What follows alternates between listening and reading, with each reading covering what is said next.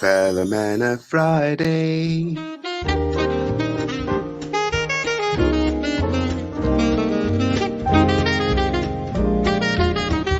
Bom dia, Portugal!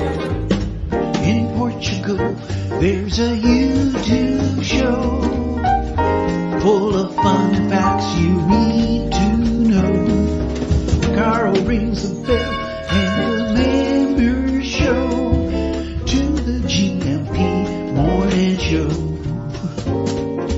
Featured guests will come and they will blow your mind. The audience will do so in kind. The little vanity mixed with some insanity on the morning show with GMP. Good morning, Portugal, and I'd like to welcome you to another fantastic day. Hey, Gumpers.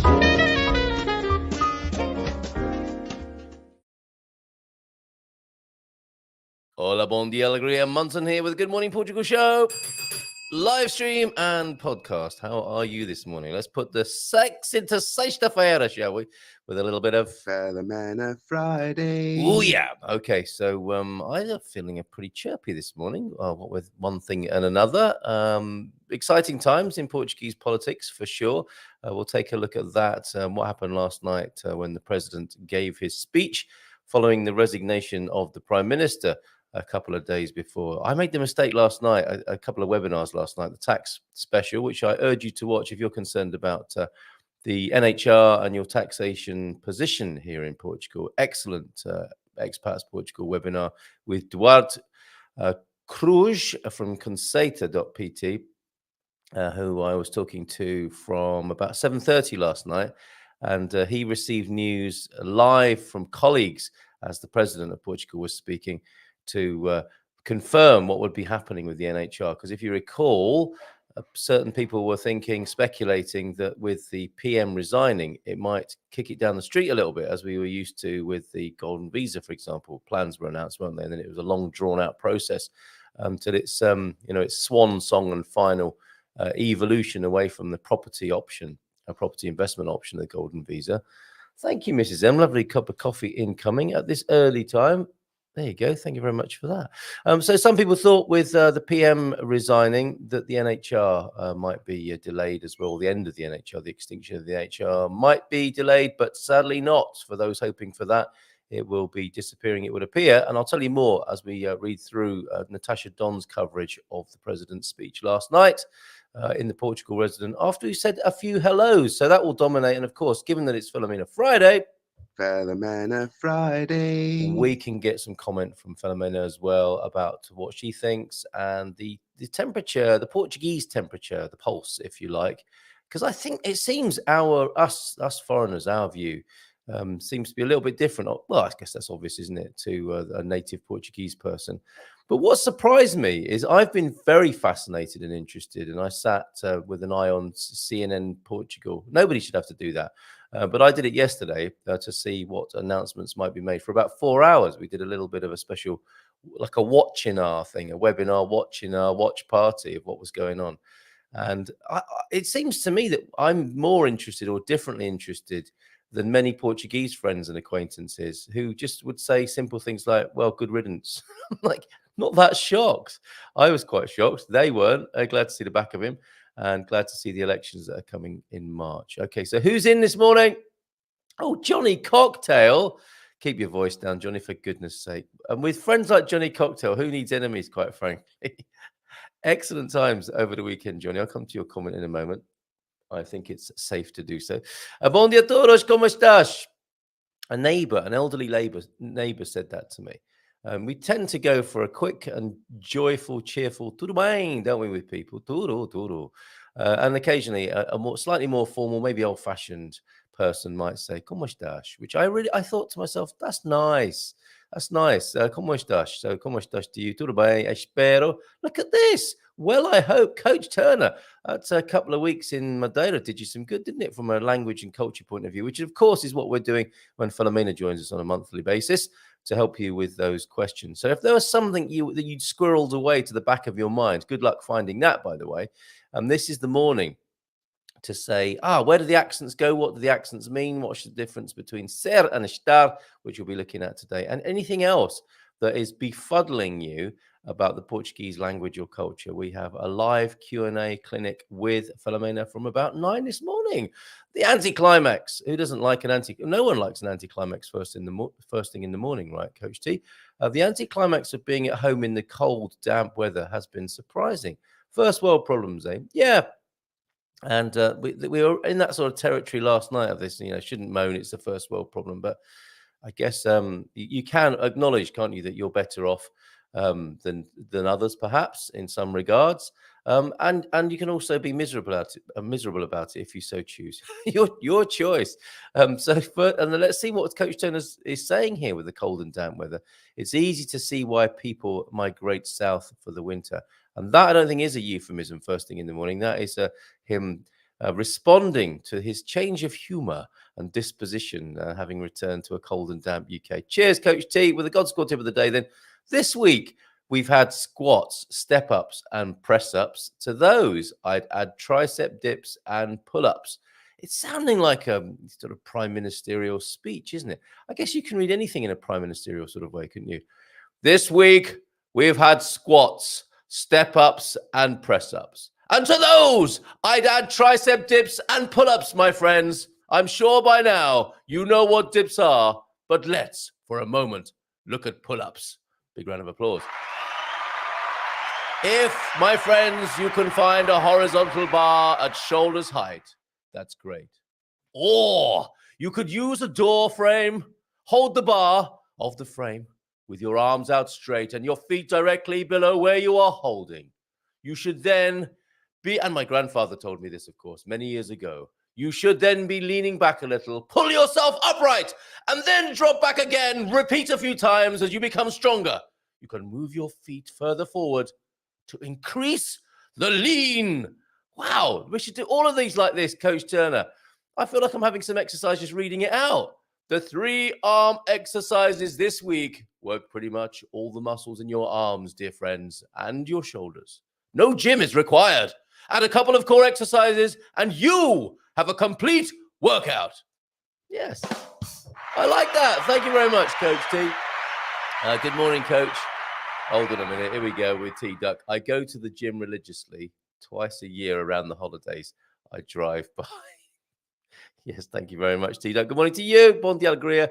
I think I've restrained my voice doing that Churchillian style reading of the God Squad tip of the day. Bear with just a minute. Oh, my goodness. Okay, Feliz Sexta-feira a todos. Putting the Sex and Sexta-feira at 7:56 this morning. Deep thought then. We are talking, we're sharing the words of David Brinkley. David McClure Brinkley, possibly, was an American newscaster for NBC and ABC in a career lasting from 1943 to 1997. And his deep thought, which I'll share with you now. A successful man is one who can lay a firm foundation with the bricks others have thrown at him. I like that. Very good. Thank you very much. More Brinkley, please, T-Duck. Excellent stuff. And Filomena, I think, will love these dad jokes, which we'll squirrel away for later. Oh, that reminds me. Thank you, Antonio F., for your GMP Star Trek joke. Very thoughtful. Thank you for that. We'll squeeze that in. Might need a prompt on that. And lies we tell our kids as well. Let's do those with Filomena, because she was a teacher, of course. She is a teacher. She was a teacher in school. And she might appreciate some of the things that parents have told children that she got to learn about in the classroom. So we'll save those for when she arrives as well.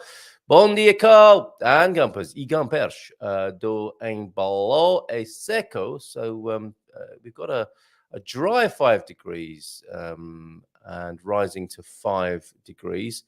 Bon fin de semana. Trying my best Portuguese. This Filomena is now watching, but joining in later. Sit up, student. He's talking English all week, isn't he? And then suddenly Filomena's around, so he's pretending he speaks Portuguese all the time. Nice try, Diggle. Bon dia, campus. Feliz sexta a todos. Como estão? De onde é? How are you? Where you are, right?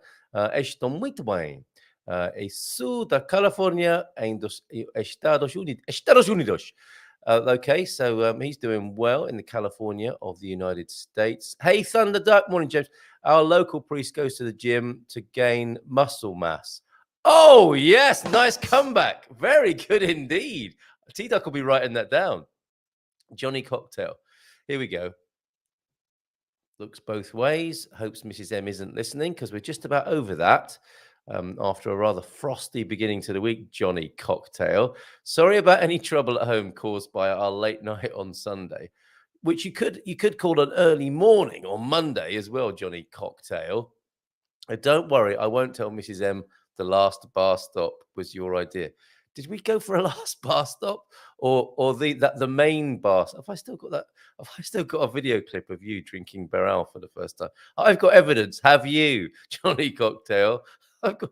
It's also. Is this you here in the bar? Let me just dancing later on. Oh, here he is. Here's Johnny. In case you're wondering who this cocktail stirrer is, he stirs other things as well, clearly on the screen. This is him. Well, this is a sacred and special moment. Johnny Cocktail is trying his first Beral here in Portugal.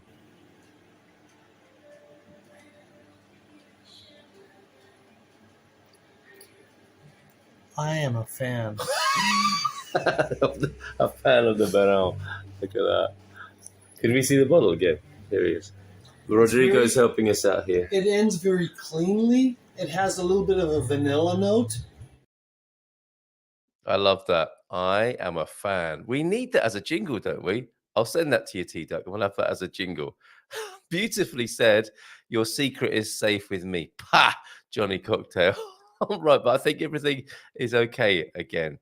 All right, moving on. Good to see you on the screen, by the way. And you, Brian Taylor, and you, Pam, and you, Andy Klein as well, and Nubia Net. Thank you for tuning in yesterday to that presidential prime ministerial coverage. We'll have a look at that in just a moment, see what's going on. Thunder Duck. I remember our family. Oh, okay. This is referring to the things kids get told by their parents. Oh, okay. I'll star that up as well because that needs contextualizing. Doesn't everything, though, these days? Doesn't everything need contextualizing? I think so. Filomena, bon dia, alegria. Filomena Friday. She gave us that, didn't she? She gave us that. How long, Filomena, since we've been working together? It must be getting on for 3 years now, mustn't it? Here on this screen here. Good morning, everyone. Great to be in touch with you yesterday, Andy. How you doing?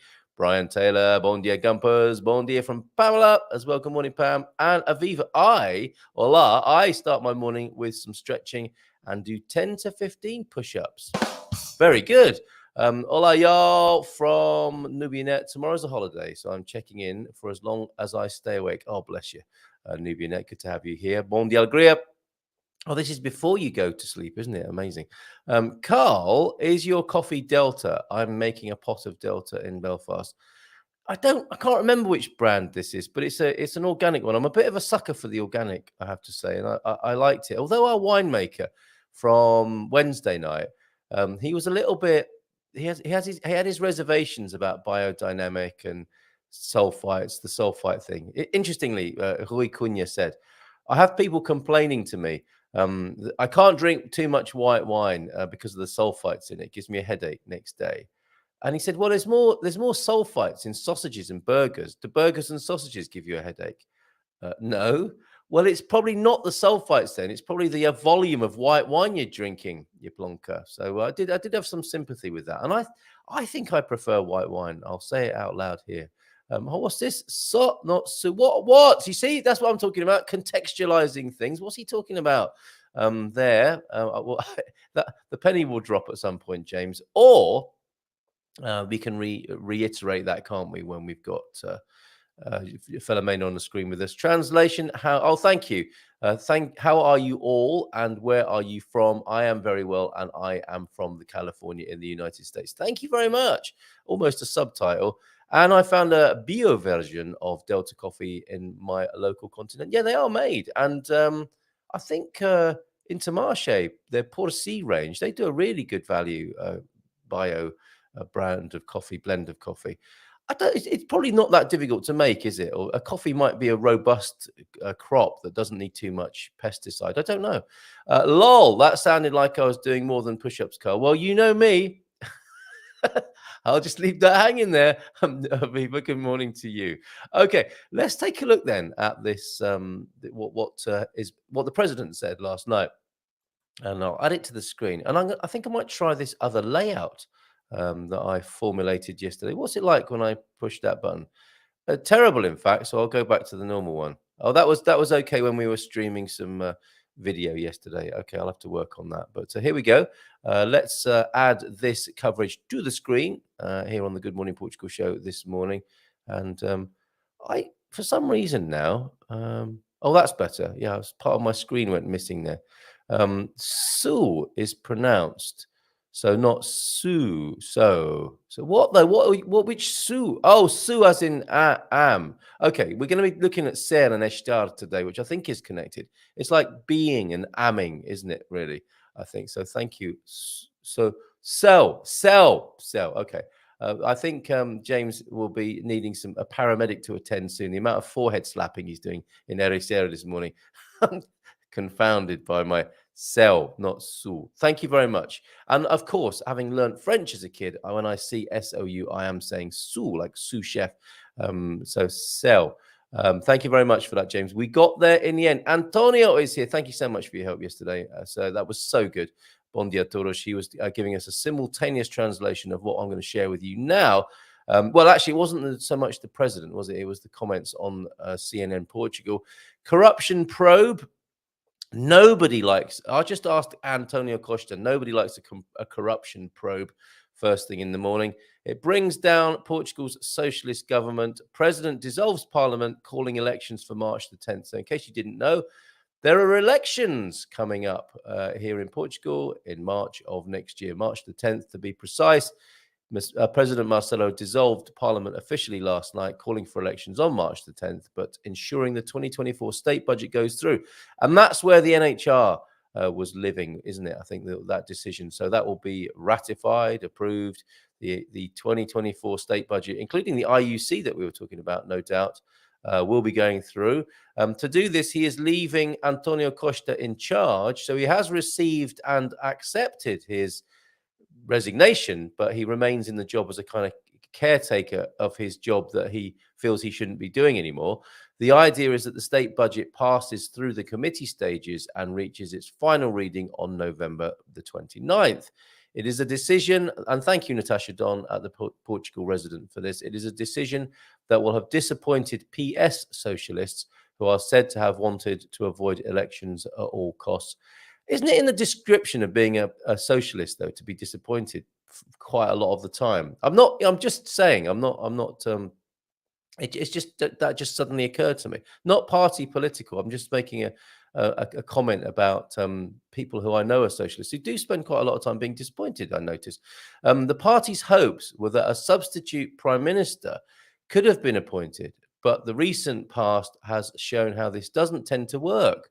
Santana Lopes was appointed prime minister when Durão Barroso hopped off to Europe, as a quote, and the PSD government collapsed shortly afterwards. PSD leader Luís Montenegro has already given a short speech on the inevitability of the decisions being given now to the people and the urgency to restore credibility and confidence in a country that has never before seen the official residence of the prime minister searched in such extraordinary circumstances, nor with the result that nearly 76,000 euros in cash was discovered in the office of the Prime Minister's Chief of Staff, which I think he said, yeah, I was working in Africa, and it's just money from that.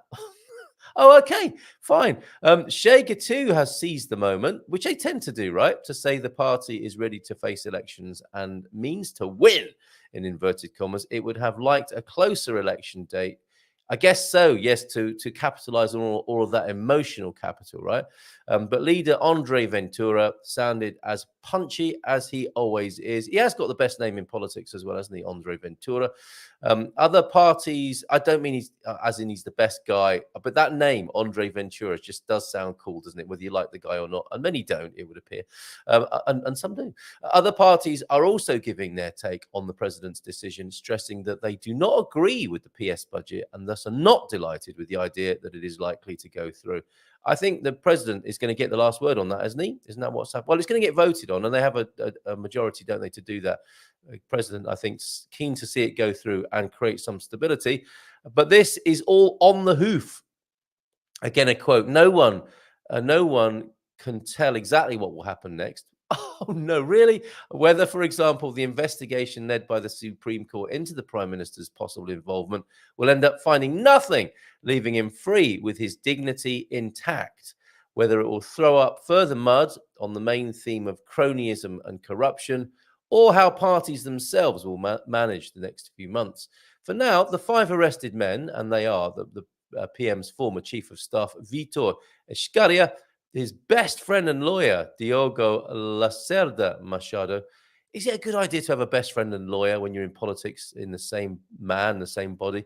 The mayor of Sines also arrested, Nuno Mascarenhas, the CEO of Start Campus, Afonso Salema, and Start Campus director, Rui Oliveira Neves, are all still in police custody and due to start answering questions, which could take the next few days. Until then, everything points to all 5 remaining deprived of their liberty. The rest of the night is for television commentators, to give their take on how this was quick reporting last night. Good work, Natasha Don, late last night on the 9th of November. The rest of the night is for television commentators, and they will, to give their take on how Portugal's immediate future will develop. We'll hear more from Filomena, our friend Filomena, a real Portuguese friend and person who can tell us what's going on among Portuguese people. None appear particularly hopeful, suggesting whatever party wins the elections in March 24, it will be a minority government that needs to find allies and partners. But one thing has been stressed: Marcelo and Antonio Costa have ended the way they started, united, with the president showing great respect for the outgoing prime minister's years of service. So there you go. Costa himself, if we look briefly at this news item from the resident, Costa says country didn't deserve to be called to new elections. Listening to Ana Vieira from Cascais last night, she would say the country didn't deserve him. She's very saddened by the situation if you're watching the webinar on the Dream Team session last night. Portugal's acting prime minister, of course, which is what he is now, has been talking to reporters in the street ahead of a meeting of the PS directive this evening, explaining that he asked President Marcelo to appoint Mario Centeno as substitute prime minister. That didn't happen, did it? Okay, there you go. That's in the resident if you want to check that out for yourself. Let's have a palate cleansing 2-minute taste up. Let's find out if it's a lovely one in the Algarve this morning. Yeah, where Douglas is. And I think he was serenaded by the sound of the sea last night. It sounds like you had a restful and beautiful evening. So let's play. Let's go. We were in Amrasal de Pera, where we saw some lovely vehicles, right, Doug? And we went from Pera 1 to Pera 3, and we missed out Pera 2. So let's put that straight now, and then we'll pop over to Sagres soon after.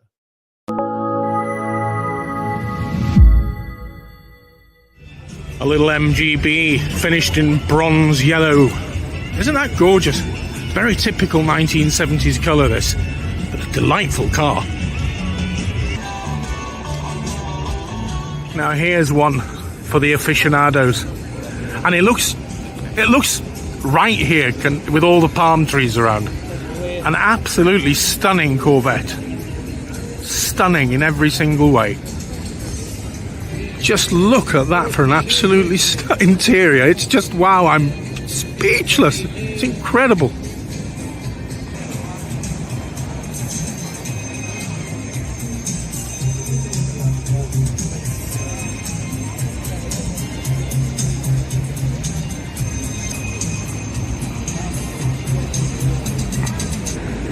There's just no way a video or a photograph will do justice to that roaring sea. They're just coming in off the Atlantic and they're quite breathtakingly enormous.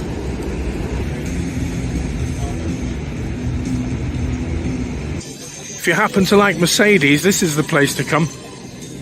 So many of these, I've seen at least 4 of them with the louvered headlamps. Here, of course, is a classic British saloon. The Rover P6. That's it. This is a P6. Beautiful thing. Here's a collection of cars that belong to people who have joined a Mercedes owners club here on the Algarve.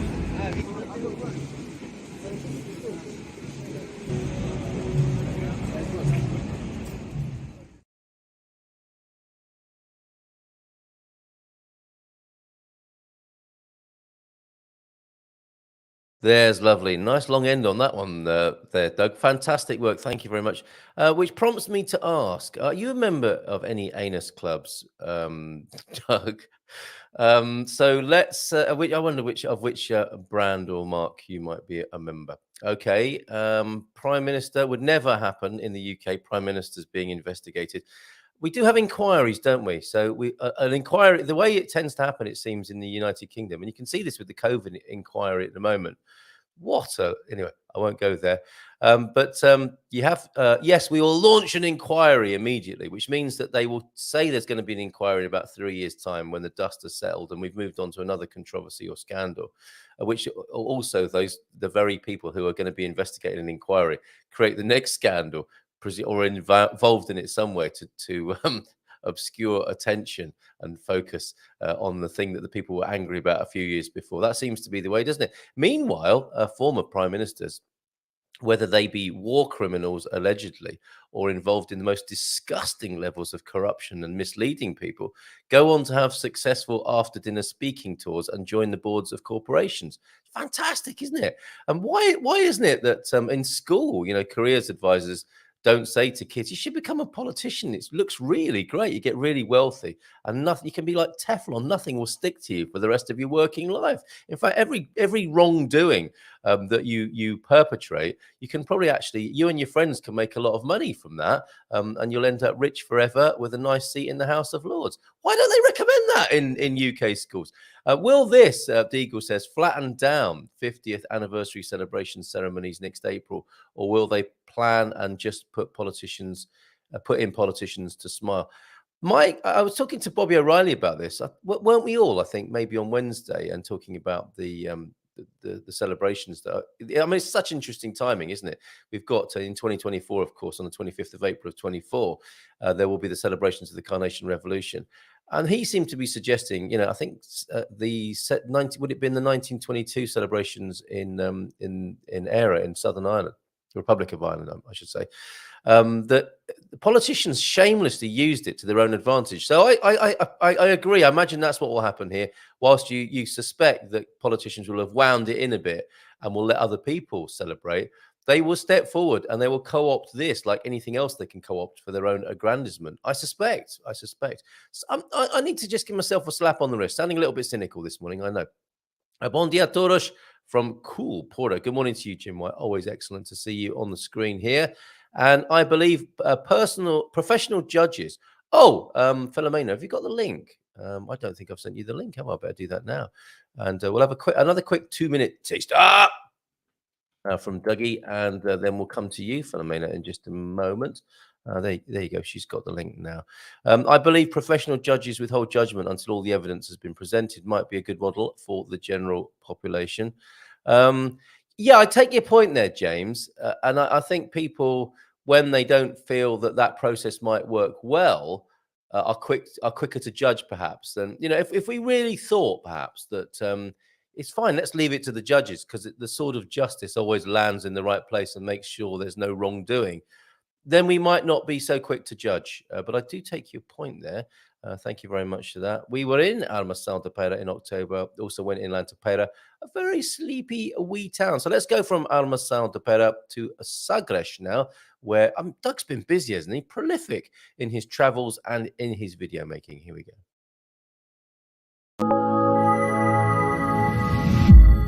Good morning, Portugal, and it's a jolly fine morning right here in the Algarve. Time for one of our 2-minute tasters.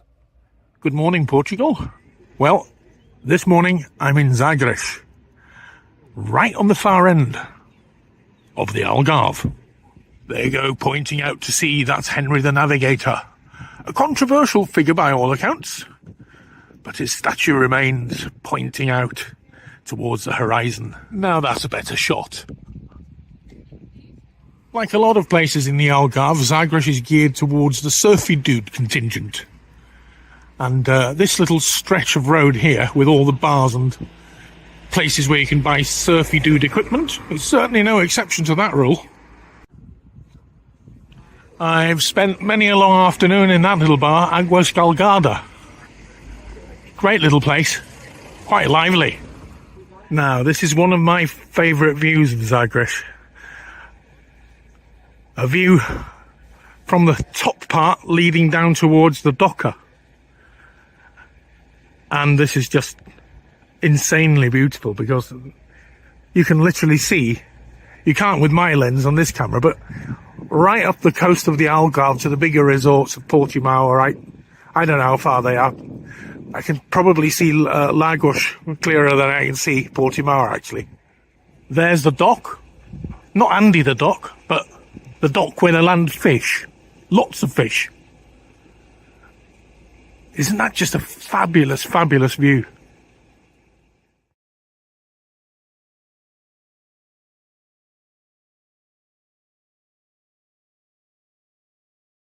Beautiful. I'm loving these, Doug. And incidentally, Doug's got his own collection. If I pop over to GMP VIP, also known, this particular part of it, I like to call learnaboutportugal.com. And if you're a supporter of the show, if you are a GMP VIP, you have access to this. And some people will be thinking, what? I didn't know that. Yes, you get all of this as a supporter of the show, and you can sign up at gmpvip.com. If I scroll down, you will see the Douglas Hughes collection, the best of Dear Dougie, and all of these will be added in one place. They are, of course, going to be featured on the YouTube channel, so you can see them that way. But if you want to binge watch Dougie, and I don't know how many you've made of these now, Doug, but you've made many, haven't you? You can see them all in one place. Andy Klein's Better Smartphone video course is there. Owen's collection as well. Frank's collection. Benjamin, who you may remember. All sorts over there. The God Squad fitness program, of course, there as well. My guide to starting in live streaming and podcasting, all available to you. Oh, yeah, a few memes just for fun. That sort of thing, wildlife and nature, and our attempts to teach Sarah a bit of Portuguese, those first few videos in that series, as well as your factoids, your essential information, and my contacts from my address book lives over there as well. Oh, and a few inside track real estate listings, often pocket listings before they go to the market. And I was offered, actually, if you're interested in living in the countryside near Mortagua, and not many people know Mortagua. I'm sure Filomena does. It's a lovely little town. And somebody was asking me if they knew of anybody who might like to live in a country residence, a very nicely kept country residence. I think it's 3, maybe 4 bedrooms out in the countryside in Mortagua. It'll be a very good value deal compared to, let's say, to Lisbon or Porto. If you fancy the country life, get in touch with me, PM me, and I can put you in touch with them. And that'll be going up in that inside track property listing area there too, as well, at gmpvip.com. If you want to sign up, get all that and support what we do as well in the meantime. So let's push that button at 3 minutes past 9 and give her a nice big round of applause. Hola, bom dia, alegria. Olá, bom dia, alegria, bom dia a todos. Oh, bom dia, Carlitos. Bom dia. How are you? Como estás? Bem, obrigada. E tu? Muito bem. Um pouco cansada. Cansado, of course. Yes. Can I be tired in a feminine way? Well, you can. You can. Yes. Yeah, I guess I'll leave that to Mrs. M here. Cansado, of course. Maybe that's why people will look at me strangely when I've ever said that in the past. Okay. You see, that's why we need Filomena here, helping us with the pitfalls of Portuguese practice and speaking the language. And I was asking earlier on, how long have we been working together in this way, Filomena? It must be like getting on for 3 years now, mustn't it? Yeah, I think it was 3 years. Yeah. Wow. And all the wonderful things we've done in that time, all the fun we've had, and it will continue this morning on Filomena Friday. Filomena Friday. Sadly, we didn't get to make it to Golgan at the moment. That's in progress, isn't it, as we speak? That would have been tomorrow. Yes. Yes, right. But the Golgan, the Feira da Golgan is on until Sunday. Okay, and you're popping along at some point, aren't you? I think that's yes. I'm going on Sunday. Yeah. Right, there it is. Another the poster collection of this and many other festivals. Oh, it's fantastic. They always do great posters, don't they? For a great event. Pete's going along. Shame we're not going on the same day, but really looking forward to getting a little horse at Golgan. Very good. Like an equine dad joke there. Very good. Right. So maybe you can ride back home. I would watch that video of Pete swapping electric vehicle for By a good horse. old-fashioned organic method of transport, and also, I mean, it creates manure for the garden, doesn't it, on the journey home? So he needs to take a sack with him to put on his turkeys and whatever else he's growing in the garden there.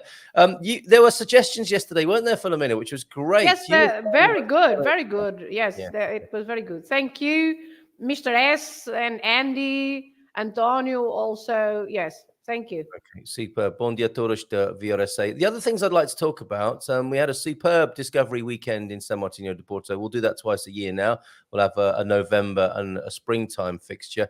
And next up, Coimbra. We look forward to being in Coimbra. So it'll be lovely to talk to you because I know it's beloved to you, isn't it? It's your biggest. My city. I was born in Coimbra. Yeah. Isn't that amazing? So we can maybe do a few highlights of Coimbra and talk about seeing you there on the 9th and 10th of December. And also, it occurred to me with the week I've had, Filomena, we've talked a lot about learning to live more like a Portuguese and the training required to take part in the intense Festa season. I thought you might like to launch a boot camp where I've seen that. I've seen that yesterday, and I thought, I mean, according to that, maybe I'm not very Portuguese. Okay, all right. So the part of the boot camp could be creating this impression that that's what we do all the time, because it certainly looks like that to me. Go to bed at 2 a.m. and be at work by 9 every morning. Eat a 3-course lunch. This is what you can learn how to do on the boot camp. Eat a 3-course lunch daily with chips and rice. Drink wine with every meal every day, and have coffee before bedtime, and still go to sleep. What did I miss? Yes, well, as I said, when I saw that yesterday, I thought, I'm definitely not Portuguese then. Oh, right, okay.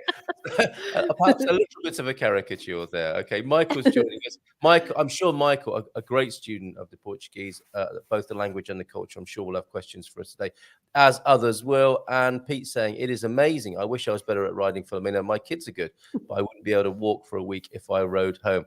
Yeah, that happens, doesn't it? When you go horse riding, it works muscles that don't usually get worked, and you can be a bit sort of John Wayne and bow-legged after the first week. And for me, when I sit on a horse, it's so high, you look down and you seem that you are on the 3rd floor or something. Oh my goodness. A long way down, doesn't it? It's like this thing isn't going to run, is it? Yes, it is. It could run off at any minute. Right. So you had a principal lesson and concept for us to get our heads around today, Filomena, and this was ser and estar, wasn't it? Tell us more. Yes, I have sent you a video right now that is from last year because before we go into the grammar and language, let's also remember that tomorrow it will be St. Martin's Day, right? Oh, excellent, yes. And I think you've got the video. I've just sent it. It's a video from last year. Here we go. I'll push the button now. I do. If this is the right one we're talking about, it's only 5 seconds long. With Annie. Okay. It's a video with Annie that is from last year. All right, let's push the button. No dia de São Martinho vai a adega e prova o vinho. Yeah, that's it. I think we need to hear it again. No dia de São Martinho vai a adega e prova o vinho. That sounds like a great invitation and proposition there. So, if that's what the holiday of and the acknowledgement and celebration of San Martino means, we're in. We're going to be going to the adega and trying some vinho, are we? That's right. Yes, because no dia de São Martinho vai à adega e prova o vinho. So, of course, the grapes have been collected in September, and now the new wine is here. So tomorrow we celebrate São Martinho, Dia de São Martinho, St. Martin's Day, and so it's a typical day for chestnuts. So we eat chestnuts, we drink jurupiga that you have tried one of these days, right? So so that's the typical thing to do tomorrow in Portugal. So if you want to be Portuguese tomorrow, you have to have some chestnuts and jurupiga. Do you know I will? I will. The Jerapiga is proving to be very popular in this house. Mrs. M has taken a liking to it. It's really good. I mean, it's like a sherry almost. And Yeah. if I may, for a moment, share with you that this is quite an incredible timing. Sadly, last week we had a winemaking legend from the expat community pass away. Chris Price of Cortain Wines. He came to Portugal and started growing organic wines. You may well have tried them in the past, Filomena, Cortain, which is an area just outside of Caldas de Rainha, and in the orchard area of Portugal, the Alcobaça part of the world here, where the monks and the Romans have always grown fruit and made wine and created or especially the Romans. cared for incredible produce over there. And sadly, Chris passed away, and it's his. I'll be going to his memorial service tomorrow. So that seems entirely fitting, doesn't it? That a man who the wine eccentric Chris would be having his memorial service on St. Martin's Day, where we can try some of the first wine and we can eat chestnuts and remember him from here on in on that special day. So I was very sad to hear that news, but I'm in a strange way looking forward to going to the memorial tomorrow and honouring his contribution to wine making here in Portugal on this very special day, St. Martin's Day. And Filomena, the weather. There's something about the weather, isn't there, with St. Martin? Yeah, o verão de São Martinho. We call it the St. Martin's summer. Right. O verão de São Martinho, because usually around this 11th of November, the weather gets a bit better. And this has to do with the legend, of course, of St. Martin, right? We have seen the legend. Also, we covered that last year. Last year, I have spoken about the legend, and you had a small video that you had put on the GMP, also for people to see the legend, so they can go back there and see the video and the story of Saint Martin, who helped a beggar with his cape, and then it was rainy, it was bad weather. And after that, the sun came out. So the weather is getting better also, and we usually have that connection with Saint Martin's legend and say it's the Saint Martin summer. Yes, absolutely, and it can. It's what I suppose people might call an Indian summer or late summer here, isn't it? And often that can be the case with the Portuguese weather, right? It can improve.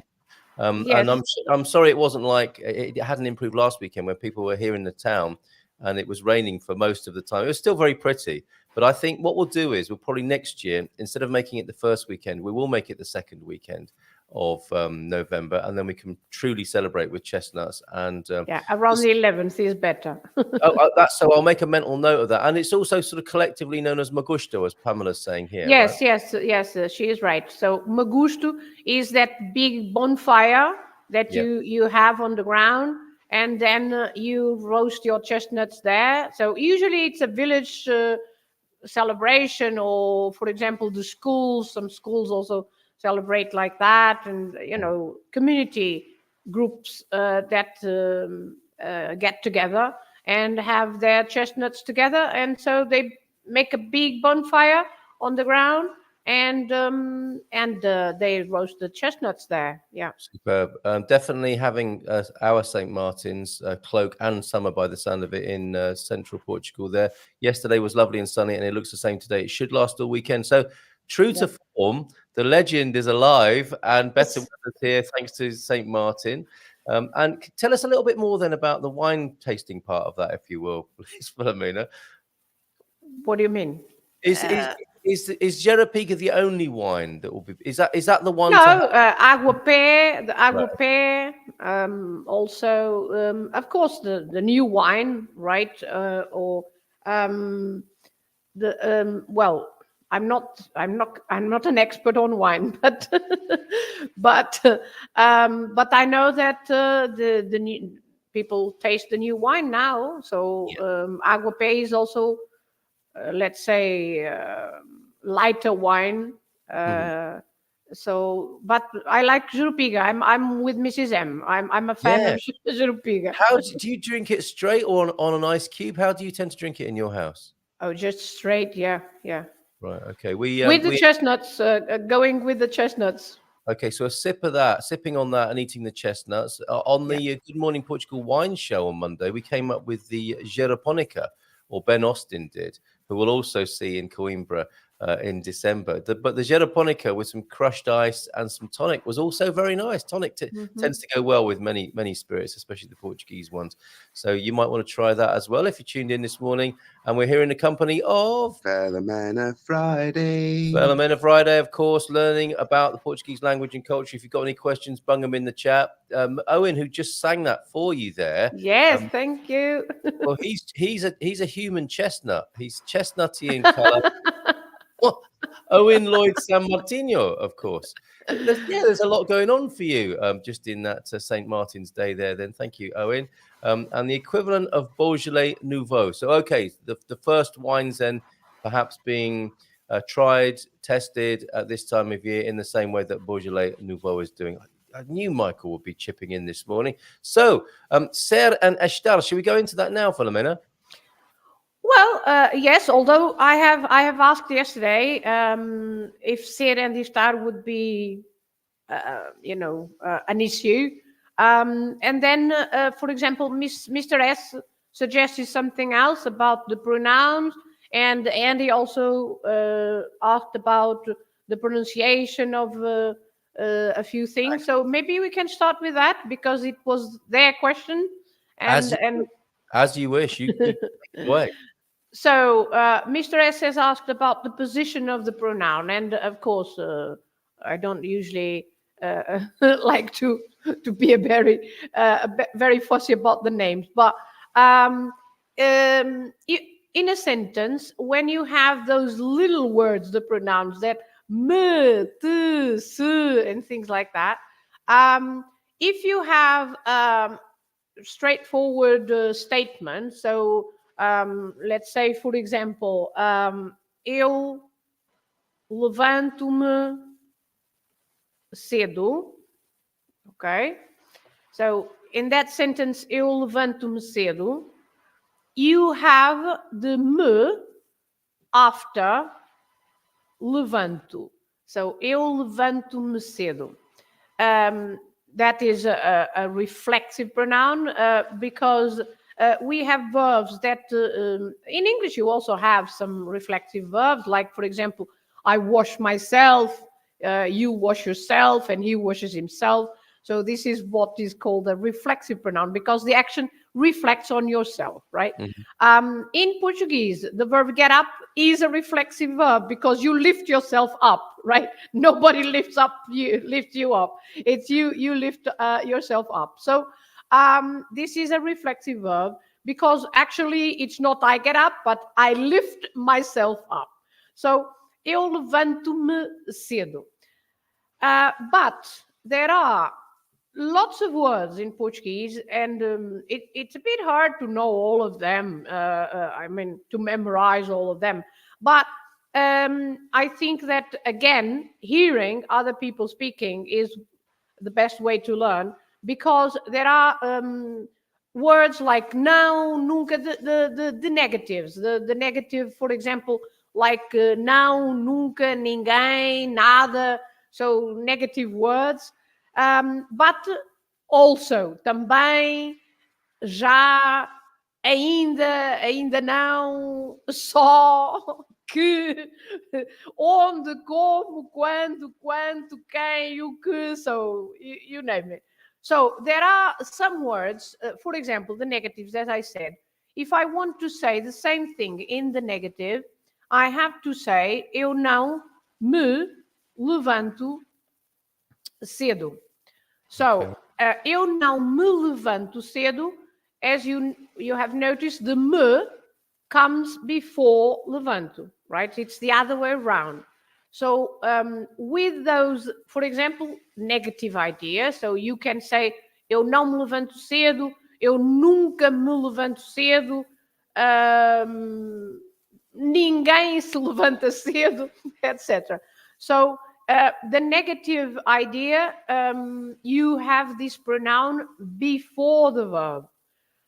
But as I said, there are other words, for example, and of course it's not just with the pronoun me, it's for example, tu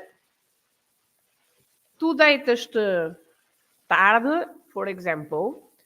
Tu deitas-te tarde, do you go to bed late? Again, because this is you lay yourself down late. I love it. I do like that turn of phrase.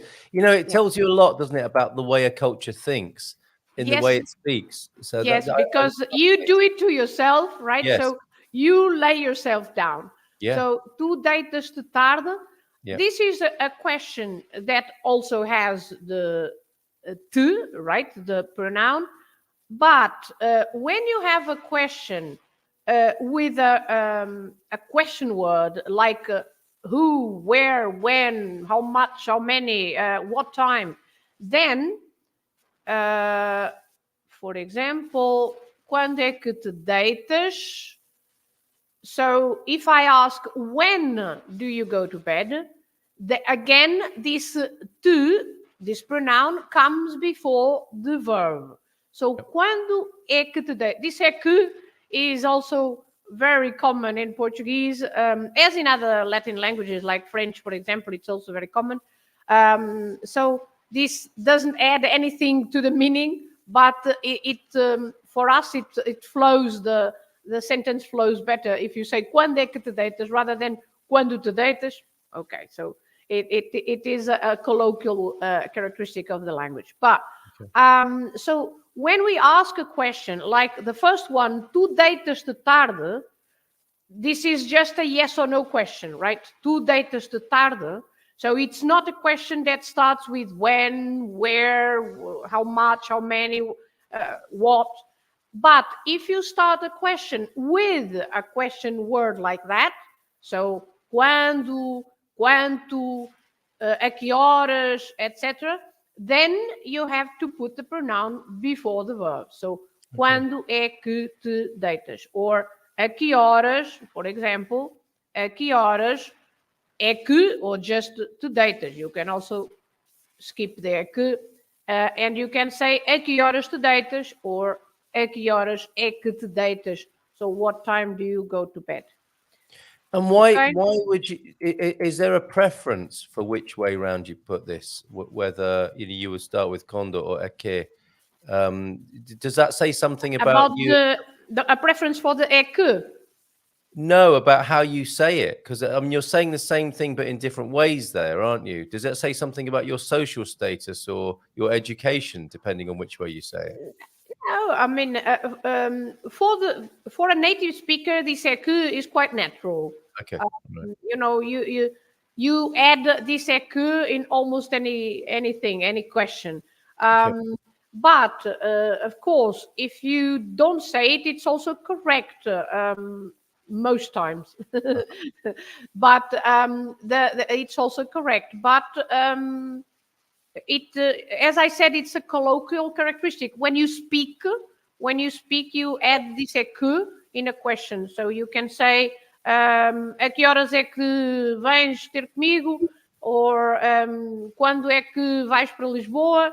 So you can add this é que in almost any question, right? Okay, and a que horas te deitas? I could also say, a que horas é que te deitas? A que horas é que te deitas? A que horas te deitas is correct, but for a native, probably it would be more common to say a que horas é que te deitas. But both are correct. Very good. Then these are the okay. Pamela says she made a list of all those words. Yes, very Making good. The pronouns move. It just sounds like a dance, doesn't it? Yeah, because pronouns move. They move. Yes, they have to move. The dancing pronouns of Portuguese. And you can make a list and try if you want. If you can try to memorize the words that make the pronoun move to the position before the verb. So these were the reflexive pronouns, the ones that the action reflects on yourself. But you also have other pronouns, like, for example, if I say, eu convidei-a para a festa. So, if you say, eu convidei-a para a festa, I invited her to the party. I invited her for the party. Okay? So, eu convidei-a para a festa. You also have this which is also a personal pronoun. It's also a pronoun. We say complemento direto in Portuguese, direct object, because this is who did I invite? I invited her. So I invited her for the party or to the party. So eu convidei-a. That is also a statement with no special word of those. But if you want to say, I have already invited her, for example, you have to say, eu já a convidei. So, para a festa, for example, eu já a convidei. So, that means I have already invited her. So, eu já a convidei. You have to put the a before the verb, convidei, because of that word já, already. I've already invited her. So, as I said, there is this list of words that demand the pronoun coming before the verb. Another kind of pronoun, the complemento indireto, pronomes pessoais complemento indireto. So, the other ones that instead of him or her, it's to him or to her, to me, etc. For example, I can say, nós enviamos-lhe email. Okay. So if you can put it on the screen, I don't know. It's nós enviamos-lhe email. So we sent him or her an email. Is everything okay? Yeah. Sorry. The tech is slowing down a little bit, but there it is. Nós enviamos. Okay. Nós enviamos-lhe email. So that is, we sent. This lhe can be you, formal, or it can be him, or it can be her. It's everything. It depends on the context. So nós enviamos-lhe email. So it could be, for example, we invited you. We sent you an email. But if you want to say we also sent an email, so you have to say nós também lhe enviamos email. Okay, so nós também lhe enviamos email.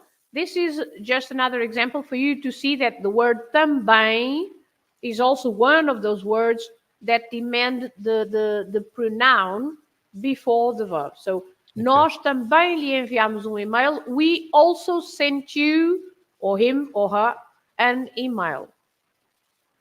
Okay? Excellent. We've got a question from Pete in the middle of this. Convidar para a festa. Would you usually drop the L in conversation, Filomena? Yes, of course. You can drop the L because convidei is I. It's nothing else but I, right? So the only way, the EI at the end, the ending of the verb, would explain who was inviting. Yes, so convidei is I invited. So you don't need to say eu. Antonio helping out, classroom assistant. Antonio is also here helping. Thank you, Antonio. Yes, they are right. Okay. And of course, the same happens with enviamos-lhe email. Nós enviamos email, nós enviamos-lhe email, or enviamos-lhe email is also possible because this AMOS in the verb tells us that it's we sent the email. So we, of course, I'm writing everything for you for those who don't know a lot of Portuguese yet, for those to see what the subject is. But of course, you can drop that subject and you can start with the verb. In Portuguese, it's very common to start with the verb. Okay. So, for example, in the negative, or not in the negative, but with also, you can say também lhe enviamos e-mail. You don't have to start with nós. You can say também lhe enviamos e-mail. And it's the same.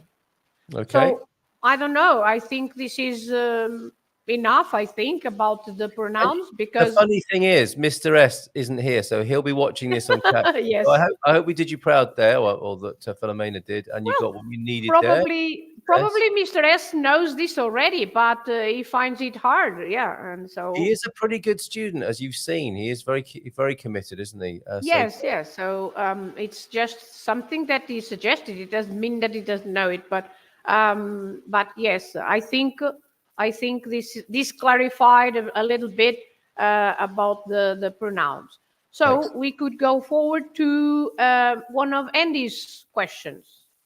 Yeah, absolutely. Well, before we go there, I've got Squire of the Shires has joined us. Morning, Squire. It's good to hear that the stories are still being told. I think this is going back to the legend of San Martin. Yeah, they help preserve culture and pass on knowledge from one generation to another, a timeless link to our forebears. Yeah, very good. It's true, isn't it? And it's strong, I think, in Portuguese culture, because you have a festa. Yes.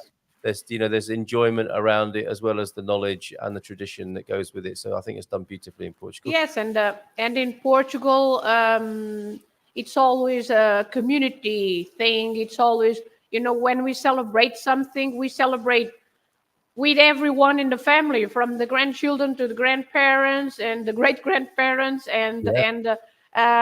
so it's very common to be with other generations and share the knowledge. Yes, so true. And just the basic story. I mean, of a soldier who slashes his cloak in half to help somebody less fortunate is a lovely message, isn't it, to be reminded of from time to time. So yes. Excellent. Okay, Andy, what was Andy asking? He was talking about accents, wasn't he? Well, accents and also the diphthongs, the two vowels together. Yep. Yes, it's also about pronunciation. So to start with the two vowels together, we have lots of diphthongs, the vowels together. And the one that is always a nightmare for every English-speaking person is A, the EI together, right? The EI, which is A, like in that dreadful word, cabeleireiro, right? Cabeleireiro, yeah. Cabeleireiro. And I'm often on the screen with Gilda from A, Assessoria Migratoria. Her company is A Migrant, which in Portugal works as a lovely wordplay, doesn't it? And all the English-speaking clients she has call it EI, which completely ruins her joke, isn't it? Yes. With how she's named her company, yeah. So A. Yes, but this A. But if you think of the English word day, right? For example, a day. It's the same sound. It's exactly the same sound as the AY. So A. So you say cabeleireiro. If you imagine, instead of an EI, if you imagine an A and a Y, it's cabeleireiro. Right? Yeah, and when we say deity, as in divine or godlike thing, object, person, that's also the same, isn't it? Yes, it's the same. The sound is always A. And for example, you have a very simple word with the A, which is seis, the number 6.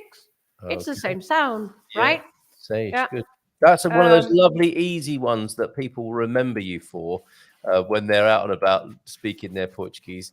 We like a hard and fast rule, don't we, like that? And that's what Pam's saying. I find once you know, it's just pronounced A, and it never changes. Yes, AY. It's exactly like the AY And the sound is always A. So you have seis, cabeleireiro, because the cabeleireiro, you have it twice, right?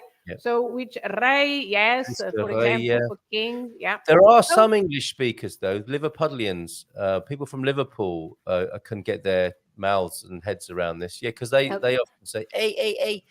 So they're naturals with this particular thing, but they're unusual in that regard among English speakers, I think. Yeah. Lady, for example, yes, lady.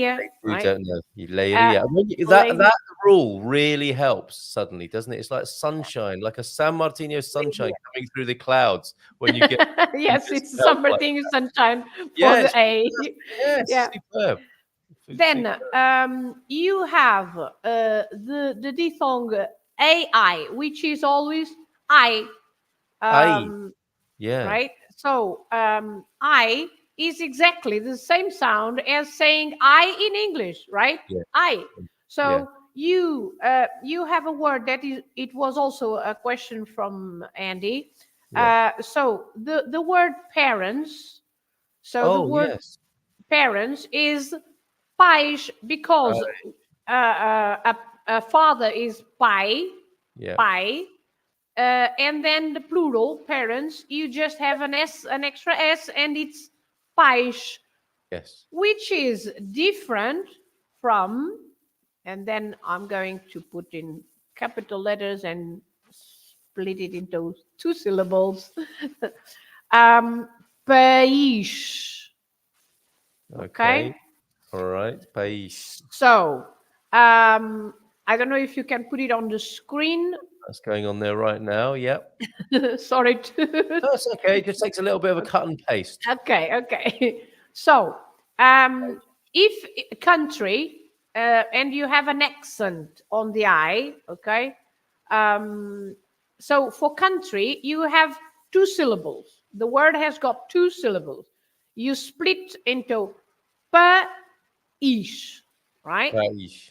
Yes. But for the word país, you just have 1 syllable, because it's the sound I, the diphthong I, just 1 sound, and then, it's just the S for the plural. So it's pais. You say pais. There is no accent on the I, just the usual dot. But if you say país, then you put the accent on the I to split the 2 syllables. So it's no longer the AI together, but you have to split pa and then ish. And of course, the plural is países, as Antonio has put it there. Países. Okay, so this is I, so for país, for example. Then you have another diphthong, which is the OI, oi. Oi. Like the Brazilians say a lot. Oi. Yeah, that's a way of saying hi, isn't it? Oi. And for example, you have the word two, dois. Dois, right? So when you have this oi, it's always oi. So dois, right? Oh, this is really great. These were already on the A late. Yes. Okay. But that's the sound of a penny dropping among our audience here. Like more and more words that are being remembered, and like, oh yeah, good. Then we have the diphthong ui, the ui, ui, like in the name Rui, right? Rui. So it's ui. Of course, also there is an expression in Portuguese when we say "ui." I've heard that once or twice. Yes. Yeah, but Rui is the diphthong present in this Rui. Then you also have the A and the U together, which is au, like in the famous bacalhau, right? Of course, the bacalhau. Most. Or the word mau for bad, mau, bacalhau. So this au is the, au, the sound au all the time. Then And Mao as well, of course, right? Sorry, irmão. M-A-U, is that a Mao? Irmão is an A and an O. Oh, yes, right? with A-O. Yes. no, I was thinking that, of M-A-U for some reason, but I'm confusing that with No. M-A-O as well, aren't I? no, Again? Mao, M-A-U is, yes, wow. Yeah. Yes. So, Mao is bad. And There we go, you were that's saying irmão. Yes, irmão is with an A and also with a till on the A and Yes. an O. Yeah. But yes, you also have the diphthong O, an A and an O. But usually lots of people pronounce it as "ow" as well. Yeah. So "ow," but it should be "o," but the A and the O, right? The pronunciation should be "o," but in practical terms, everybody pronounces as "ow" as well. But this "o" can be "mão" and "mau." Yes, the difference between "mão" and "mau." So, what difference, Filomena? What difference? I didn't hear any difference there. Mão, ow, ow. More of ow, a nasal sound. Ow, ow. It's more open. And then the open ow, mau. This is the open sound. Ow, mau. And the other one is more closed, right? It's Yeah, more got it. I do understand that mau, little distinction. Okay, so we've got I heard James' myself. Portuguese family. Yeah. Let's start using that. But, Question for Filomena. We've got a QFF. This is good. Question for Filomena. I've started a language exchange with a Portuguese lady. Good. Can you suggest a good structure for our conversation? What does he mean there, I wonder? I don't know. I meant to suggest a good structure with a Portuguese lady. Honestly, I don't know. Bon dia alegria, stretching my brain with y'all. That's what we do when Filomena's with us. That is especially helpful with the diphthongs there. I didn't realize that I thought diphthong was a kind of squiggle or something, but that's it. No, diphthongs is two vowels together, one sound for one sound, right? Okay, so this O, for example, or ao, is used, for example, if you say vamos ao cinema. Okay, that is a good one for Owen, right? Yes, it is, isn't it? Take a lady to the cinema. Vamos ao cinema. Vamos ao cinema. Because this O, the A-O, the ao cinema, vamos ao cinema, means two things together, right? This is the A plus the O, because cinema, although finishes in an A, it's a masculine, right? So you say o cinema, and if you want to say to the cinema, you have the A to the o, so you put it together and it becomes ao cinema, right? Vamos ao cinema. So there you go. Then you have the E and the U.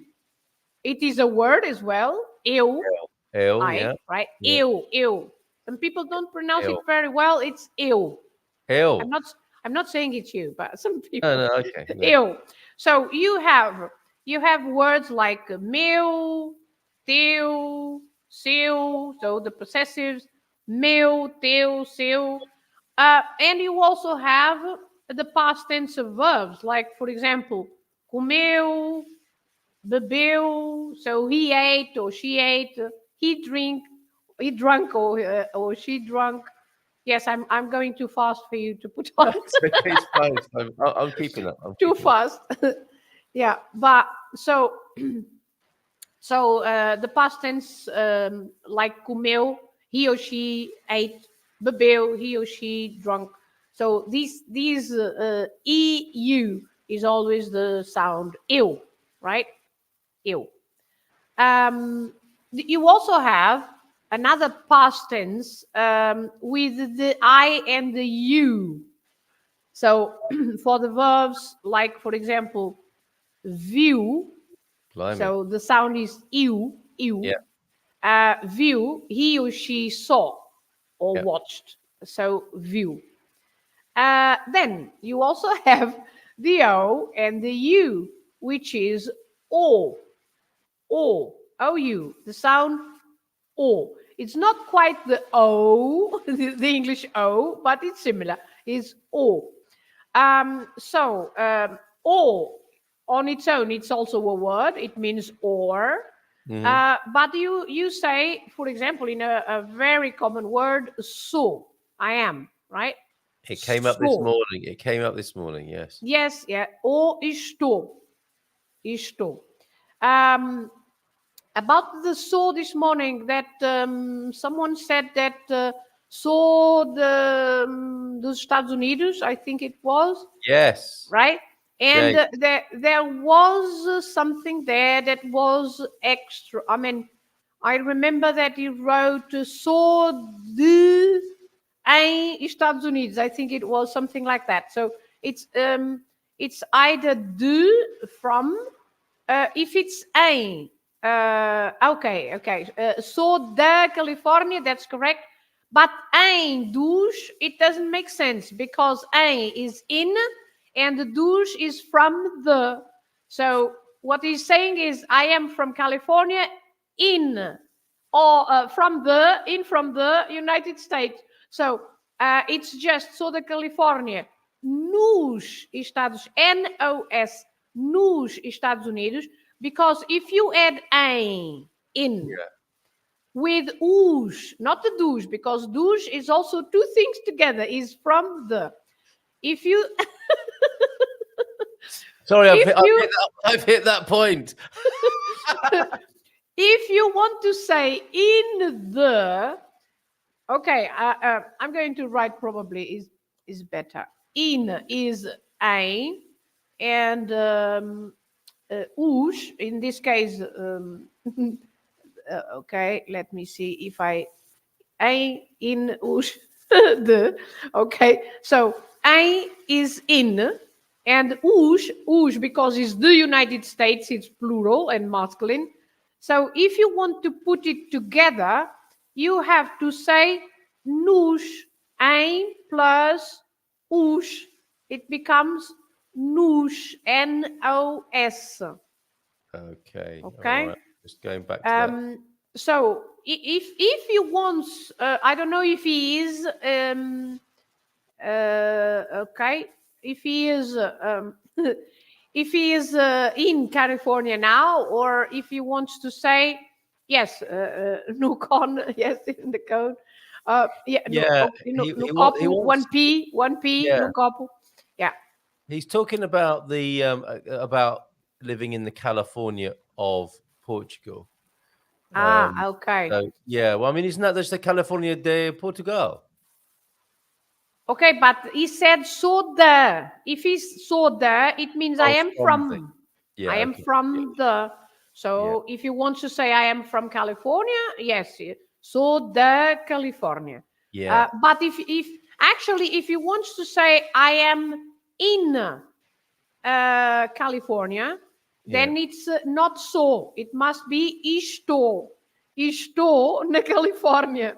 All right. We're gonna. Okay. I think I'm gonna call a timeout here. No, we're not, because he wants to know how to say I am from California. Yes. Okay. But the California is correct. The California. But nos Estados Unidos, nos Estados Unidos.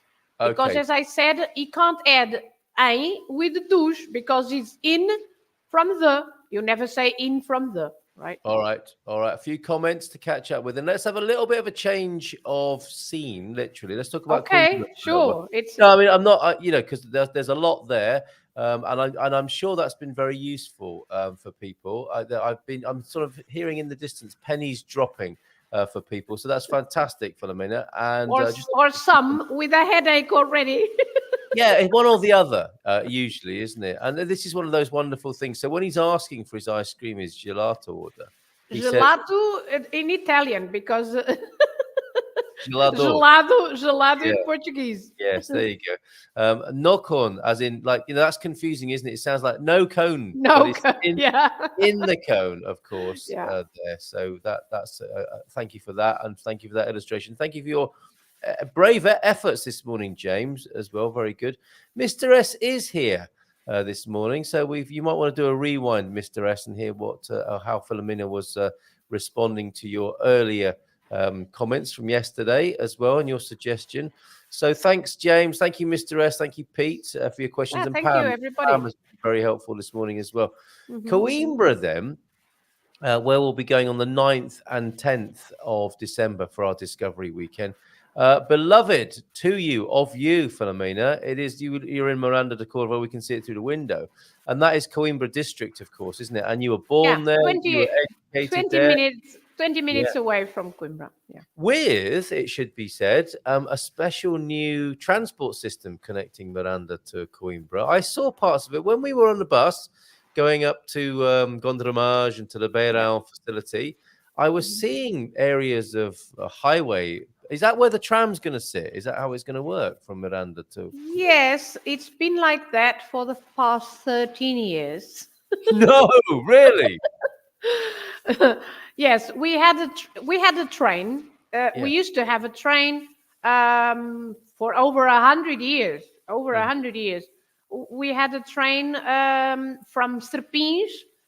So Serpins, Lausanne, Miranda, Coimbra. Beautiful. What a lovely train line that would have been. Yes, and very busy as well. Very busy because everyone who lives in Serpins, Lausanne, Coimbra, Miranda, everyone used to go by train everywhere because it was very quick to go from, for example, from Miranda to Coimbra. It was very, very, very quick. I used the train every day to go to the high school, for example, and the university. When I was at university in Coimbra, I was going by train every day because it was quite quick. They had this great train line. People were using it. It was very busy. So they thought to themselves, I know, we'll get rid of it. Yes. So the government at the time, they decided it was a very old-fashioned train. Okay, right. I'm not saying it was new. Okay, it was old. It was, but it was efficient. People were using it, and lots of people were buying in Miranda, buying flats and houses in Miranda and in Lausanne because it was a lot cheaper than buying in the city in Coimbra. Yeah. And in 20 minutes, half an hour, they would be home with the Fantastic. train. What a great arrangement. Then all of a sudden, the government at the time, they decided that, the train is too old and you have to have a modern system, a very, a modern system. So they took everything out and they started the works with the stations, renovating the accesses to the stations, renovating all the platforms, everything very nice and neat.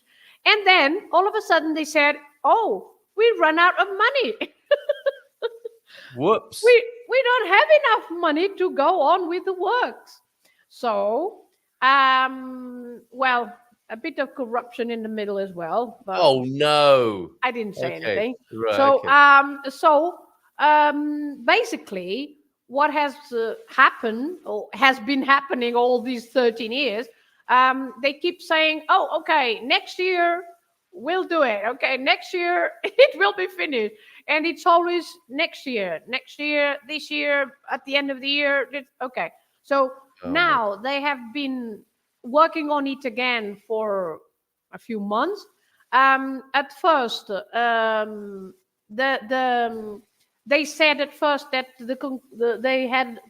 they were expected to conclude the works mid 2024. Now it's maybe at the end of 2024. And you're just used to like nonsense with this, and then we don't. At least the population, because we had make a protest in Lisbon. The people from Miranda and from Lausanne, from Serpins, we have been in Lisbon protesting about this because it's taking too long. Well, can you imagine a 10-year-old got really excited 13 years ago, and now they're 23? Yeah. They didn't my daughter, who is 29, she had to take a bus every day to go to the high school in Coimbra. Because the train was no longer a thing. So Wow. When she finished the school here in Miranda and she wanted to have a course in Coimbra, at the school in Coimbra, she had to take the bus every day. But the bus is a nightmare because the Okay. bus goes through the mountain. It takes Oh, an windy road. hour, Yes. Yeah. Instead of Keep 20 minutes, it's a long way to get to Coimbra. Filomena, what are politicians like, eh? And I meant to ask you, what do you make of this situation? Then, what you saw over the last 72 hours? What do you make of it? What are your friends? What are Portuguese people thinking about this situation? Well, I think in general, this is my opinion, but in general, I think the Portuguese, at least, I mean, for example, my friends and I, we haven't discussed anything about this Really? because That's what no, that's what I astounds me. I haven't even watched the president yesterday. Amazing. You see, I'm really excited about it, as in not in not in a bad way, but I'm intrigued. Yes, I I want to know. know more because I'm a foreigner. I'm trying to understand what's going on, and then I hear this that actually Portuguese people are you're just so sort of weary of the whole thing. You're just not even bothered about it, really. No, it's not that we are not bothered. I mean, of course, it's not a good situation, and the situation of the country in general is not good. That's Yeah. why we have been having strikes, the doctor strikes, the nurses strikes, the Yeah. teachers strike. I mean, we have had lots of strikes lately, and they are going on. And of course, the whole situation is not a good situation in the country, right? And of course, we worry about that, and we protest. We have, as I said, the strikes, and but unfortunately, it's another crisis. It's another crisis. We Yes, had another had crisis. we Yeah, had I already understand. had prime ministers that were, the parliament has been dissolved before, and it's not the first time that this happens. So So maybe a nice big a political parliamentary palate cleanser on the 10th of March of next year, and that maybe will get your railway built eventually, and a well, little bit of a shake-up. You've given up. promises. We have lots of promises, and we on these 13 years we have had so many promises from politics that have come here. They have come here to see the works or to see the non-work. Yeah, right. and they always promise everyone. I mean, they always promise, okay, we will take care of this, we will see if we can solve it, and then basically nothing happens. So when the foreigners who live here, or when they see a piece of news on the paper or something, we have the local paper as well, and when they see something about the metro bus, the new bus on the track, on the track that used to be the train, and they go all excited, and we are going to have the metro bus Yeah. soon. And they And can't I understand always why. So whatever. Yes. and I just tell them, yeah. Well, you sit and wait, right? Wow. I mean, Filomena, we need to conclude here. yes. Mrs. M is about to start a barefoot walk. Okay. Well, But we'll speak about the accent next time. yeah, and also Coimbra will see you if people want to see you in real life. Coimbra will be the chance to do that on the 9th and 10th over on Learn About Portugal. I've got Hell Valley, which is just outside, which gives you the most amazing view. We were up there one evening and we saw a couple proposing, and they shared their espumante with us as they celebrated their engagement up there overlooking the town. So we'll go up there at some point. Couple of dad jokes then. Let's get rid of that stale political air with some fantastic dad jokes this morning. Actually, there are some things about the things we tell our kids as well. I've seen it. I have seen them. Yeah. All right, let's just do those quickly. Pulp Fiction. It's a documentary about oranges. You won't like it. Things parents tell their kids. Your pet is now living happily on a farm. Aww. And don't play with your belly button. It keeps your butt from falling off. I still believe that. Is that not true? Okay. And the dad jokes, sawing a hole in a table to steal someone's cake from below is way harder than it looks in cartoons. So true. I could literally eat every day and not get sick of it. Yes, me too, especially here. I opened a restaurant that only serves leftovers. I called it Deja Food. Everyone says it feels like they've eaten it there before. Very good. And it's like the cannibal restaurant, isn't it? £25 a head. And there's a chef trying to get his foot in the door at that new cannibal restaurant. Filomena, thank you so much. Bon fin Well, semana. meanwhile, I just want to tell you that I'll have a surprise for you in 2 weeks. I'll send you a video. I'm not going to say anything else. A surprise what for are you. like? In 2 weeks, I'll send you a video, and I hope you show it on the show. I certainly will. Thanks, Filomena. Thanks, everybody. Take care. Bye for now. Bon fin semana. Have a great weekend. Ciao, and ciao. we'll see you next week. Beijinhos. Ciao, ciao. Beijinhos.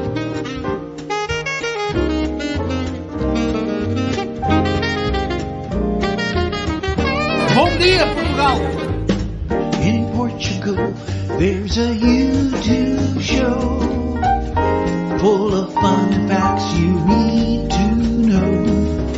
Carl rings the bell and the members show to the GMP morning show.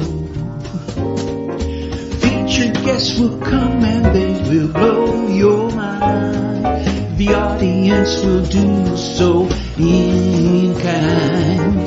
The little vanity mixed with some insanity on the morning show with GMP. Good morning, Portugal, and I'd like to welcome you to another fantastic day. Hey, Gumpers.